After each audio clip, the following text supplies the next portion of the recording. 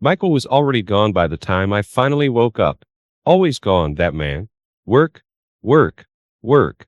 I dragged myself to the bathroom, the mirror reflecting a woman I barely recognized. It wasn't just the missed sleep keeping me down, it was the whole thing. My life. This marriage. Michael wouldn't even look at me the same way anymore. Like I'd faded into the background. Just another piece of furniture. That networking thing last month. That's when things change.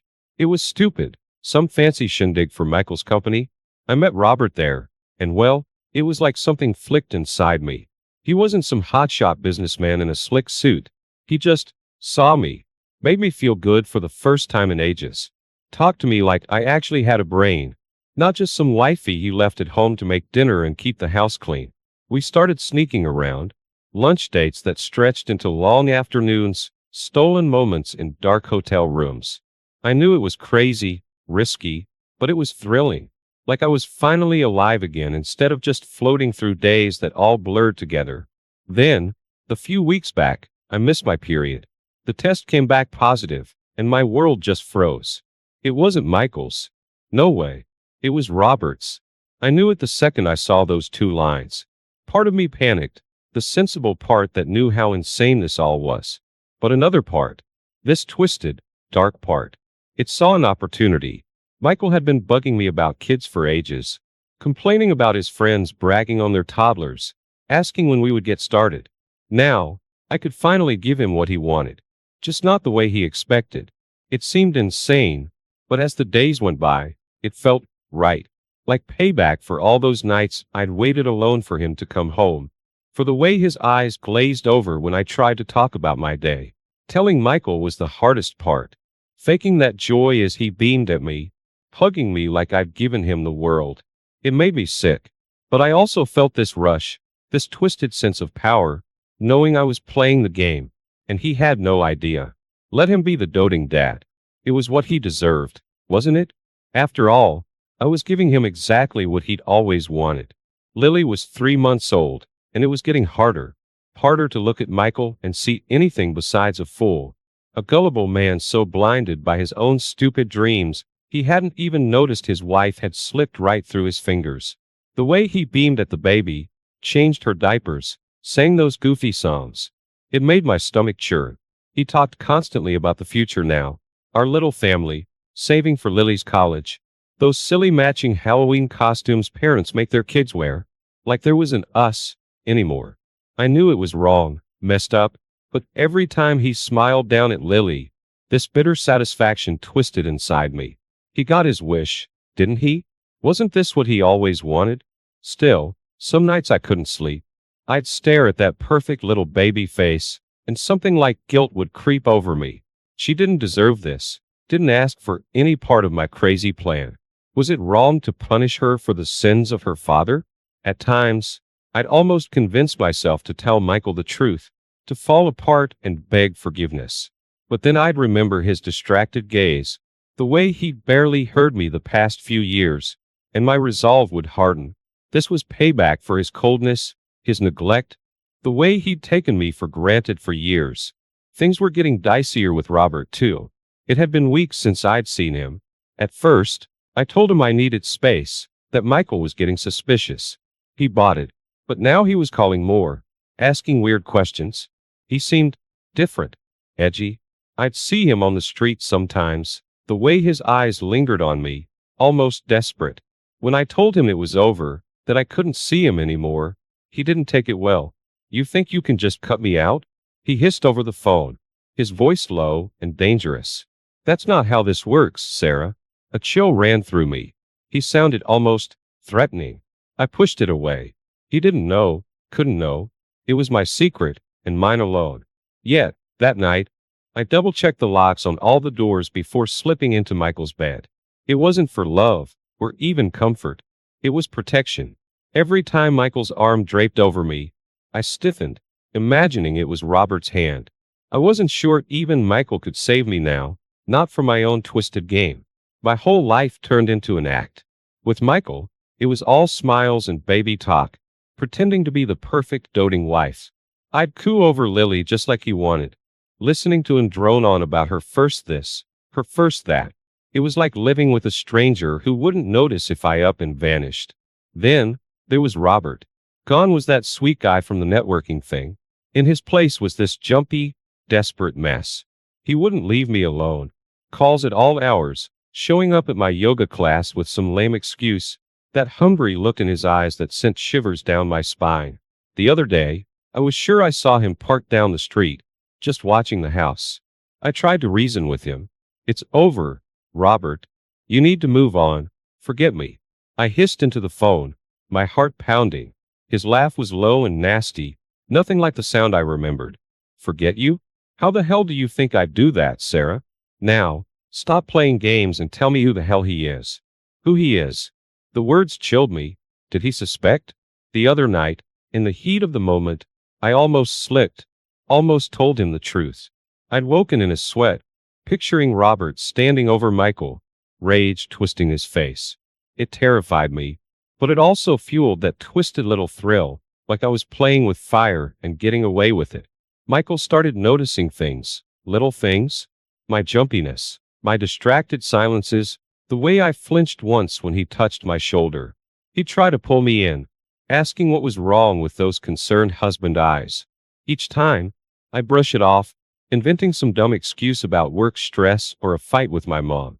He seemed to buy it, but that nagging doubt hung in the air between us, growing heavier each day. One afternoon, putting Lily down for a nap, my phone buzzed. Robert again. I ignored it, but that familiar dread twisted in my gut. Then it rang again and again. What? I snapped when I finally picked up, heart in my throat. I'm on your street, Sarah. Might pop in and say hi to the proud papa. Ice flooded my veins. Robert was going to blow the whole thing wide open. Hands shaking, I slipped into the nursery.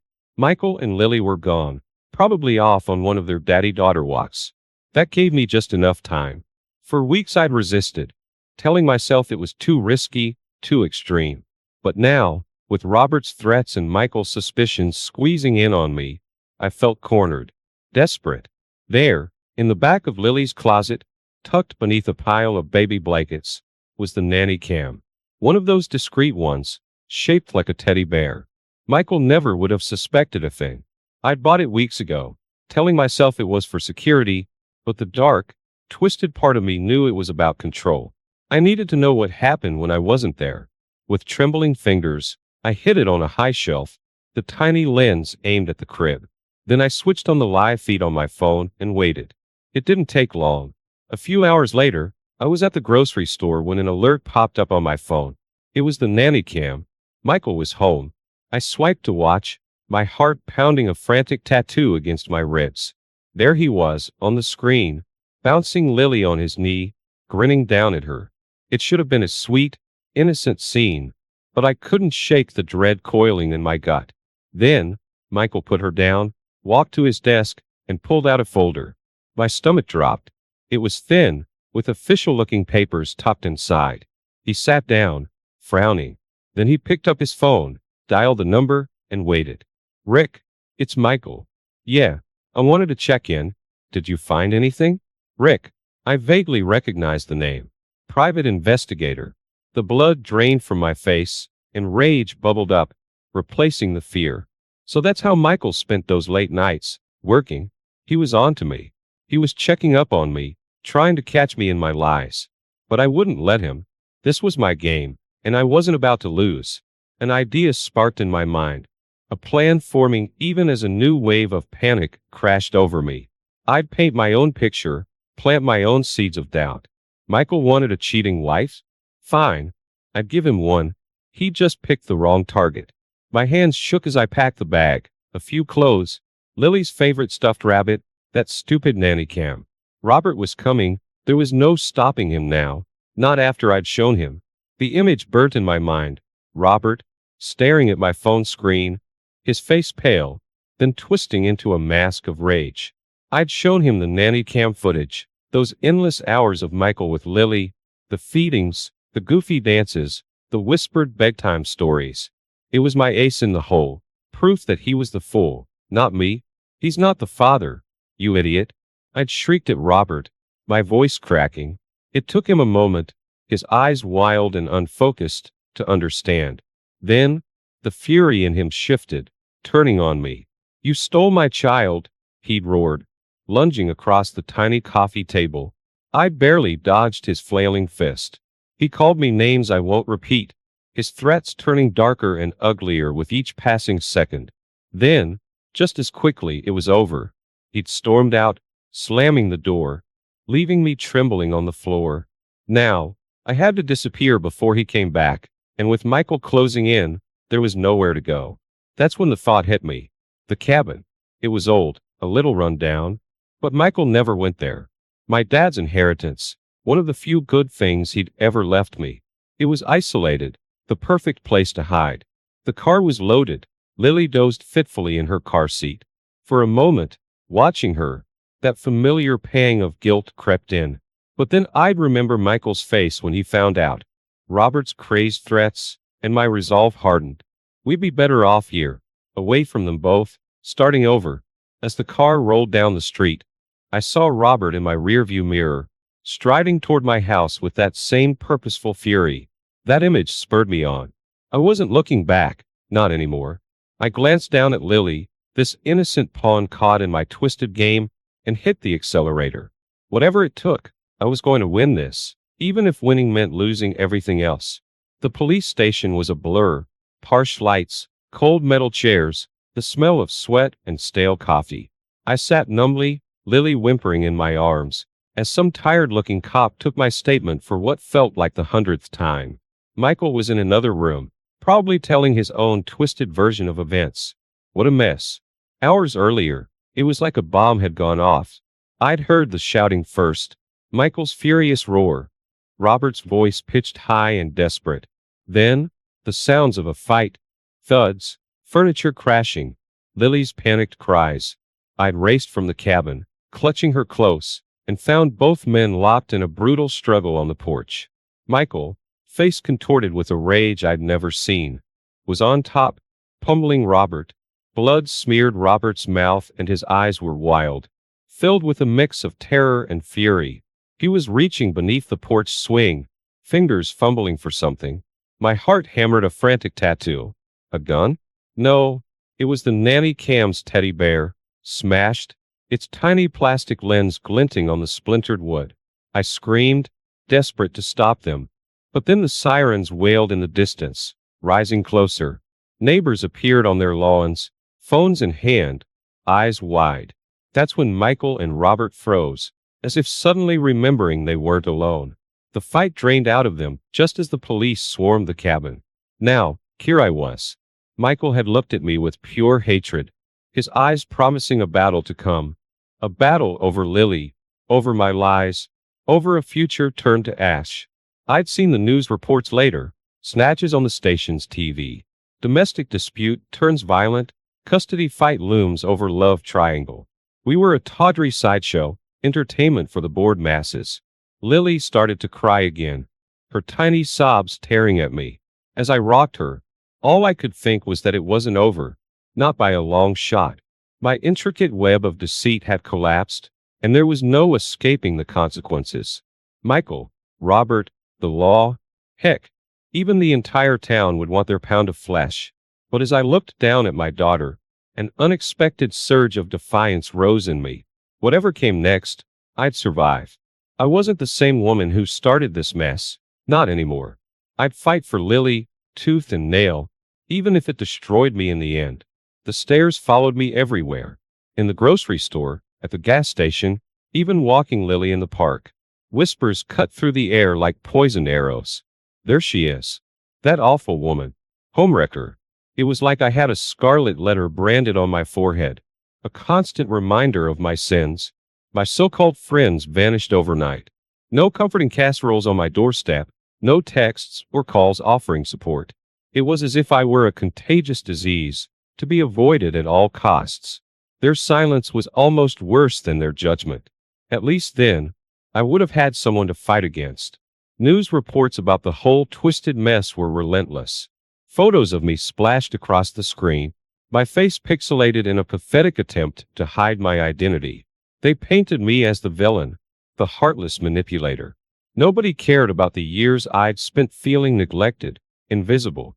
To the world, I was the monster, and Michael was the betrayed victim. Then, the letters started arriving. Some were from strangers filled with venomous rants, spewing hatred and disgust. Others were different from Robert. They were short, scrawled notes filled with insane promises about finding me, making me pay. Even behind bars, the crazy bastard wouldn't leave me alone. Fear became my constant companion. It was in the creak of a floorboard, the shadow that flickered in the corner of my eye. Michael didn't bother to hide his intentions either. His lawyer called, the voice on the other end crisp and cold, talking about DNA tests and a legal battle so ugly it would make the headlines for months. I knew I was trapped. If I stayed, they would tear me apart, shred by shred. I'd lose Lily, probably end up in jail. But where could I go? What could I do? Panic rose like acid in my throat. Then, an idea flickered, desperate, dangerous, but maybe my only chance. I could disappear. Erase the old Sarah completely. The thought sent a thrill of something that felt like defiance down my spine. I wasn't done yet. As Lily napped, I packed a small bag and dug out the wad of cash stashed away for emergencies. I glanced in the mirror, hardly recognizing the haunted woman staring back at me. Then, with a last, long look at my sleeping daughter, I slipped out the door. It was time for a new chapter, a fresh start born out of desperation. They thought I was broken, but they were wrong. I wasn't just going to survive, I was going to vanish. The bus station was grimy, the air thick with the smell of diesel and cheap coffee. I clutched my ratty backpack, my fake ID burning a hole in my pocket. The new name, Emily, felt strange on my tongue, just another piece of the disguise. Sarah was dead, at least for now. My cell phone buzzed. I risked a glance at the screen, my heart pounding a frantic rhythm. It was Robert. The texts were short, chilling. Found you. Running won't help. Payback is coming. My hands shook as I blocked his number, but the dread remained, clinging like a cold sweat. He'd escaped. The news report had flashed across the motel's crappy TV the night before. Robert, out on some legal technicality, a promise of good behavior that was as worthless as the paper it was written on. I'd huddled in that dingy room, Lily curled protectively in my arms, known my flimsy escape plan was crumbling around me. The next few days were a blur of stolen glances over my shoulder, cheap motels, and gnawing fear. But it wasn't just Robert the first was running from. The cops had questions, reporters circled like vultures, and deep down, that nagging flicker of guilt wouldn't leave me alone. Was I really any better than Robert? Putting Lily through this? Was my freedom worth the cost to her? Then came the phone call that shifted everything. It was Michael's lawyer again.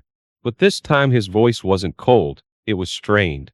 Robert was escalating, threats about exposing my lies to the media, ruining me completely, unless he got what he wanted. I didn't even have to ask what that was. No, not money, it was Lily. He wanted Lily. That's when the desperation turned into something else, a jagged mix of fury and icy resolve. They thought they had me cornered, a trapped animal, but they'd underestimated me. I'd gotten this far, hadn't I? My hand clenched around the bus ticket to nowhere. I found a payphone, the kind they only have in bad movies, and dialed Michael's number. His voice, when it crackled on the line, was rough, edged with pain. For a moment, I almost wavered. Almost. Meet me, I told him, my voice steady. Tomorrow, noon, the pier. We need to talk. There was a long silence, then he spoke. His words weren't about forgiveness or second chances, but they cut through me anyway. Lily, he said, his voice thick, we need to do what's right for her. I hung up. It was time to stop running, time to face this head on. But this time, it would be on my terms, not theirs.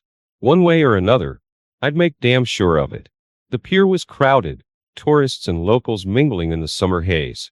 I spotted Michael immediately. He stood stiffly by a railing, Lily clutched in his arms like a lifeline. She looked small and lost, those big brown eyes filled with a confusion that stabbed at me. He must have seen me too because he tensed, his knuckles widening on the railing. But he didn't turn away. He'd come, just like I knew he would. Lily hadn't. Which meant he understood something, at least a little, about the danger. About Robert. My stomach churned as I approached. Was I doing the right thing? Dragging them both back into my mess? A flicker of doubt, the old, familiar guilt, tried to creep in. I shoved it down. No time for regrets now. She's beautiful, I said, my voice surprisingly steady. Michael flinched, like he hadn't expected that. Maybe thought I'd just yell at him. He stared at me, his eyes reflecting a whirlwind of emotions, anger, betrayal, but beneath it all, a weariness that echoed my own. Why? His voice was raw. Why did you do it? I could have lied again, spun some story about loneliness, neglect. All of it was true, in a way. But the lies were what brought me here, to this precipice. I don't know, I admitted, hating the pathetic sound of it. I wanted to hurt you, I guess. Stupid reason. I know that now. We stood in an awkward silence, the bustle of the pier fading away. After a moment, Michael set Lily down. She toddled hesitantly towards me, and I knelt, opening my arms. She didn't rush into them like I'd feared. Instead, she looked at me, a questioning tilt to her small head. And then, it happened. A tiny flash of recognition, or maybe just the instinct of a child wanting comfort. She took a step towards me. Just one, but it was enough. Tears stung my eyes, the first I'd shed in days. That's when we heard it. Robert's voice, rising above the noise of crowd, laced with madness. There you are, B*****TCH. Thought you could hide? It's over now. He emerged from the throng, wild-eyed and disheveled. My blood ran cold, and Michael shoved Lily back into his arms. There was a scuffle, shouts, people scattering. Robert lunged for me, but Michael stepped in the way. The day I tied the knot with Michael, it felt like we were smack in the middle of a movie scene. Autumn was showing off, splashing golden hues all over our quaint hometown chapel. Surrounded by the cheer of family and friends, it felt like nothing could touch us. Yeah, that was the dream. The kind you don't want to wake up from. Michael, with his big heart and a mind sharp as a tack, was all about fighting the good fight, making the world a fairer place one courtroom battle at a time. Fast forward a year, and that dream started to feel a bit more like I was talking to the walls. Michael's noble crusade had him chained to his work, leaving me rattling around in our house like a lone pea in a drum. Tried to drown the silence with painting, but let's be real. Even Picasso would have felt lonely in that silence. Then came Alex. Met him at some fancy art gallery opening I dragged myself to, hoping to shake off the cobwebs. Guy was like a walking, talking adrenaline rush. Had this vibe about him that made you want to be part of whatever world he was the king of.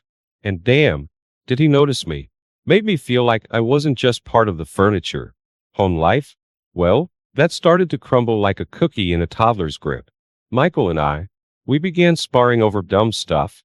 Missed dinners turned into missed conversations, which turned into me carving out a slice of independence he didn't seem to like much. Alex, though, he was all about the night and making sure you remembered it. Started sneaking around with him, getting a taste of life on the wild side. Parties that lasted until the sun was too embarrassed to come out. Friends that made every night an adventure. Then came the day Michael found that hotel receipt.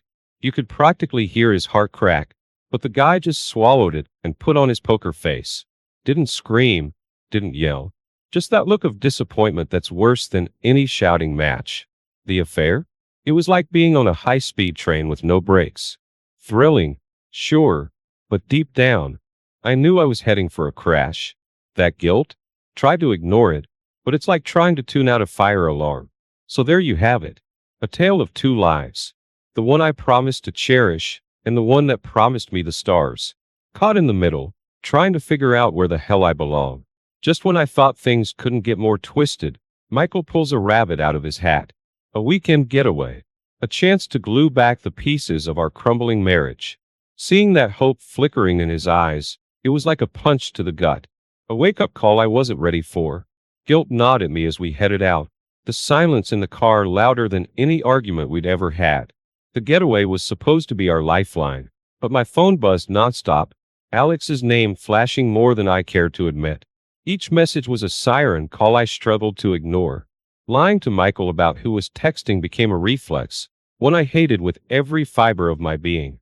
Then, As if my little soap opera needed more drama, Alex's ex decided to crash the party.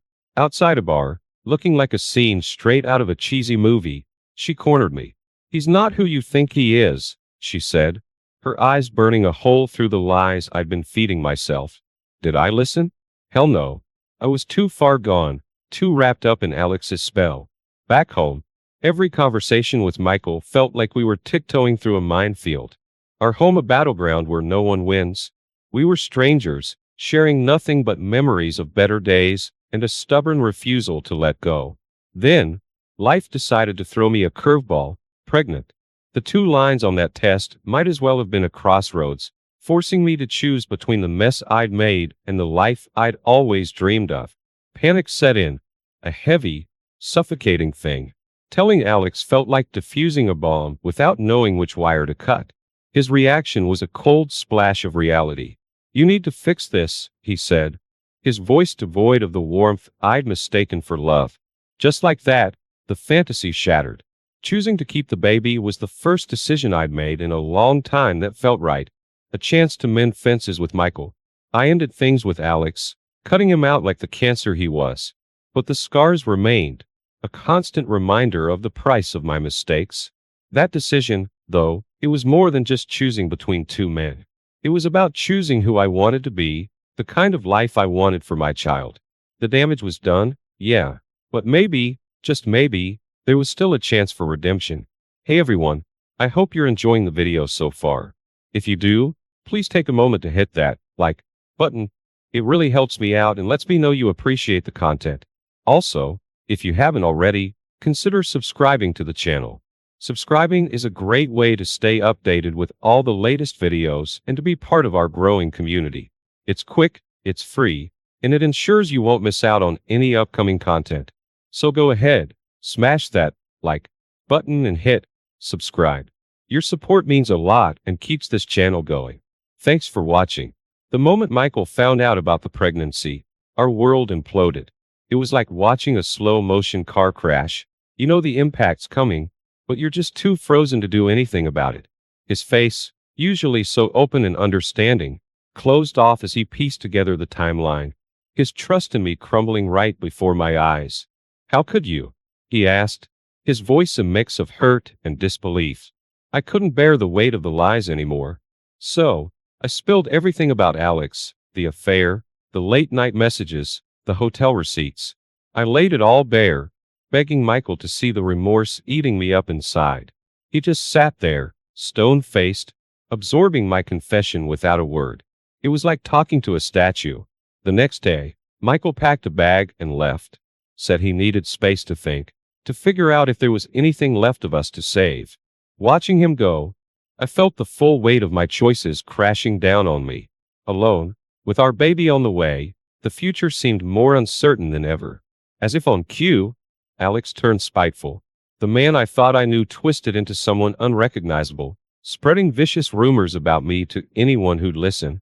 My phone, once a lifeline to friends, became eerily silent. I was isolated, cut off from the world we used to share. I tried reaching out to Michael, sending letters, texts, voicemails, anything to bridge the chasm between us. All I got back were cold, formal replies, if at all. It felt like trying to grasp smoke. The more I reached, the more he slipped away. Then, amidst the storm, a moment of peace. Our daughter was born. She had Michael's eyes, that same clear gaze that had drawn me to him all those years ago. I sent him photos, a silent plea for him to see the beauty we'd created together.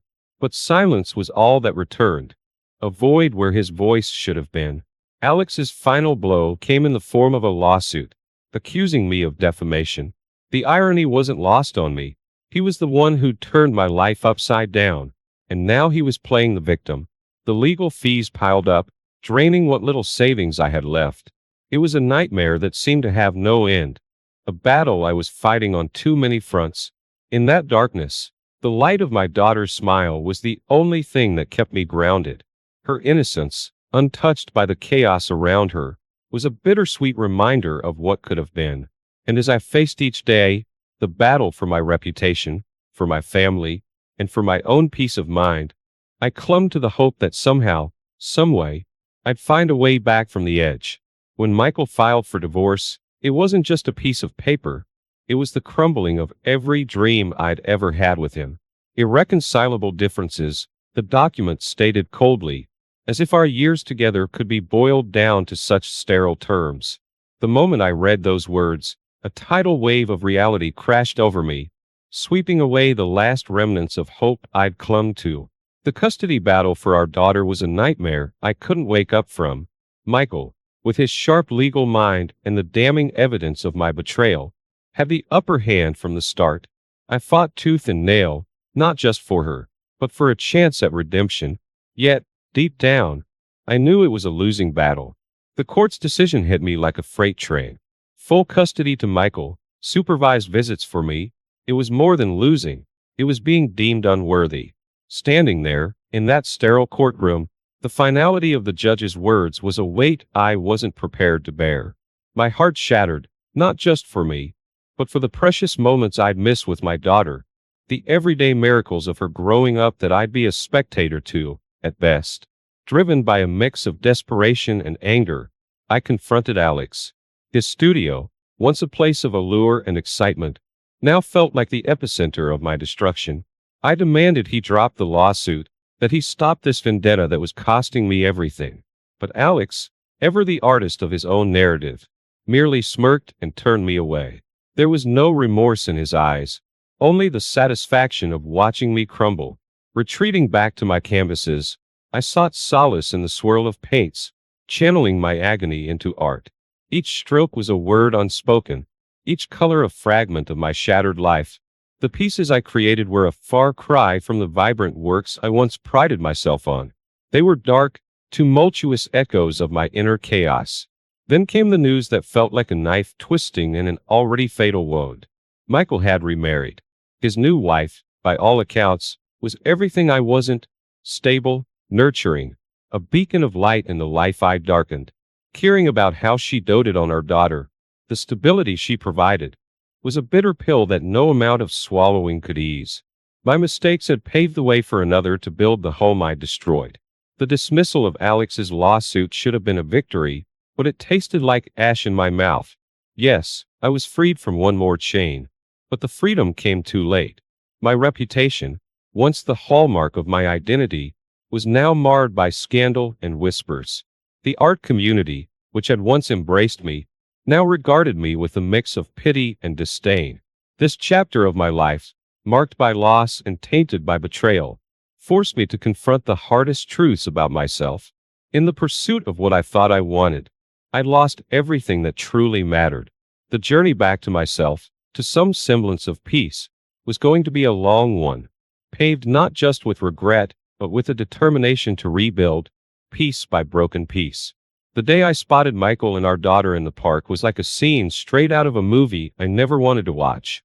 There they were, in a bubble of blissful normalcy, while I stood on the outside, a ghost of the family picture, watching them, laughter floating in the air. A lump formed in my throat, heavy with the full realization of what I'd thrown away. In a moment that reeked of desperation and longing, I approached them. "Michael, please," I started, my voice barely a whisper, choked with emotions. Can I just be a part of her life? Anyway, I'll take anything." His hesitation was a glimmer of hope, but it flickered out as he turned and walked away, our daughter's hand in his, leaving me drowning in silence. Moving to a smaller apartment felt like stepping into a physical manifestation of my new reality. Gone were the spacious rooms and the laughter that filled them. In their place, a cramped space that echoed my solitary existence. My days bled into each other, a monotonous cycle of work and lonely evenings, the silence a constant reminder of the life I once had. When I heard Alex had left town, a part of me felt relieved. Yet, that relief was tinged with a profound loneliness. The finality of his departure, closing a chapter one wished I'd never open. His absence left a void, not of love, but of tumult, a strange silence after a storm. The visits with my daughter became my lifeline, islands of joy in a sea of remorse. Her laughter, pure and untainted, pierced through the fog of my despair, a beacon reminding me of the love I'd compromised. the innocence I vowed to protect but ultimately endangered. Then came Michael's letter, a formal request laced with a finality that took my breath away. For her well-being, it read, an unspoken accusation that stung more than any argument we'd ever had. That letter wasn't just paper. It was a wall he'd erected, one I couldn't scale without causing more harm to the one person who mattered most. Slowly, as the seasons changed, the art community began to open its doors to me once again. My paintings, a visceral outpouring of my journey through the tempest of my own making, started to draw attention. Yet, even as accolades came, whispers of my past clung to me like a shadow, a constant reminder of the price of my choices. Finding solace in my work, I poured everything into my canvases, each stroke a step towards redemption, a plea for understanding. Art became my voice when words failed, a bridge to a world I feared I'd lost forever. In the blend of colors, the chaos of my emotions found order, and in that order, a flicker of hope that maybe, just maybe, I could rebuild from the ruins. Kicking off my solo art exhibit felt like baring my soul to the world. There, on those white walls, hung my journey, every brushstroke a chapter, every color a raw emotion. The crowd buzzed with a mix of admiration for the art and whispers about the artist. It was a cocktail of pride and vulnerability, a high like no other. But pride can be a precarious thing. Amidst the clinking glasses and hushed tones, I caught snippets of conversations not meant for my ears. Can you believe she's the one who? The words stung, slicing through the evening's charm. My public facade of strength cracked, then shattered. I left my own exhibit early, the taste of humiliation bitter in my mouth. The aftermath wasn't just emotional. My body revolted against the stress and heartache. A cruel reminder that you can't outrun your problems. Not really. Health issues cropped up, laying me low, forcing me to confront the toll my choices had taken on me. Not just mentally, but physically too. Then came the conversation with my mom. She'd been a silent pillar all this while. But silence has a way of building up, doesn't it? I'm so disappointed in you, she said, her voice a mix of sorrow and disbelief. Her words were a reflection I couldn't escape, a painful acknowledgement of the havoc I'd wreaked on my own life. Therapy was my next step, a dive into the murky waters of guilt and depression. Each session was a battle, a confrontation with the darkest parts of myself. Yet, through that pain, I started to find something resembling forgiveness, not from others, but from the person I needed it from the most, me. As my health began to rebound, so did my resolve to be there for my daughter, to salvage whatever fragments of a relationship I could during those supervised visits. It was a chance to show her the love that never wavered, even when everything else did.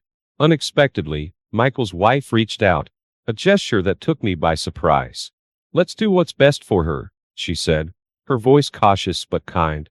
It was a small olive branch, but in the desert of our interactions, it felt like an oasis. Our daughter's birthday party became a testament to that fragile truce. Michael and I, together yet apart, surrounded by the innocent laughter of children, including our own. The air was thick with unspoken words and what-ifs, yet there we were, putting on brave faces, united by a love for our daughter that transcended the mess we'd made. That day, as I watched our daughter blow out her candles, a simple yet profound wish echoed silently in my heart. A wish for healing, for understanding, and maybe, just maybe, for a future where the scars we bore could lead us to a place of peace. Diving headfirst into writing my memoir was like ripping off a Band-Aid. Each word, a step towards confronting the mess I'd made. My journey from love to the depths of loss and back. It was raw, unfiltered, and brutally honest. Sitting at my desk, I poured everything onto those pages, the good, the bad, and the downright ugly. It was me, no holds barred, owning up to every mistake, every tear, and every moment of joy I'd experienced. When the memoir hit the shelves, I braced for impact, ready for backlash, for judgment, for pity. Instead, what I got was an outpouring of support, critical acclaim that took me by surprise. My story, it seemed, resonated with more people than I'd dared to hope. Suddenly, I was not just the woman from the scandal. I was an author, a speaker, someone with something worth saying. One of the most surreal moments came during a speaking engagement.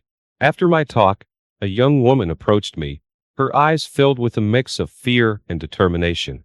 Your story? It gave me the courage to leave a situation I knew was destroying me, she confessed. Her words were a balm to the guilt that still lingered, a sign that maybe, just maybe, my mess could serve as a message. But life has a way of throwing curveballs. At a parent-teacher conference, Michael and I found ourselves together, not as adversaries but as co-parents concerned about our daughter. The conversation was awkward, tentative, but beneath the surface, there was a glimmer of something new. It was the beginning of a truce, a step towards something resembling peace. Inspired by my own journey, I set up a scholarship for single mothers pursuing the arts. It was my way of giving back, of lifting others from the pit of despair I knew all too well. The scholarship wasn't just about financial aid. It was a message of hope, a declaration that your past does not define your future. Then came the news of Michael's wife's illness. The woman who had stepped into the life I'd vacated was suddenly vulnerable, and without a second thought, I offered to help with our daughter. It was an odd, unexpected role reversal, but it brought a new level of understanding and, dare I say, respect between us. The day Michael drove away with our daughter after one of my visits marked the end of a chapter. Standing there, watching them leave, the autumn breeze stirred memories of a day long gone, a day filled with hope and promises. It was a poignant reminder of the cycle of life, of love and loss, and of the resilience of the human spirit. As I turned to walk back into my house, alone yet not defeated, I realized that this journey, with all its ups and downs, had brought me to a place of strength I never knew I had. The road ahead was uncertain,